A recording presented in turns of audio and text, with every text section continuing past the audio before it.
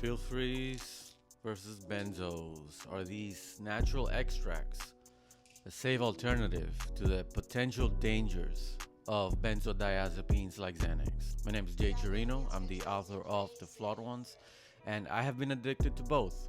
So let's talk about it. At my lowest point in my Xanax addiction, I was consuming about 10 milligrams a day, which, if you know about benzos, that is an insanely high amount. I ended up in a psychiatric hospital having to detox. It was a nightmare of a time.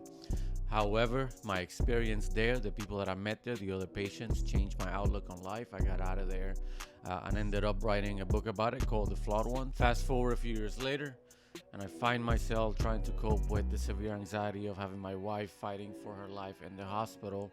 So I run into these little blue bottles at a gas station while trying to gas up my car one morning, promising a natural and safe alternative to relaxation without needing to succumb to alcohol or any other type of drug, including pharmaceuticals.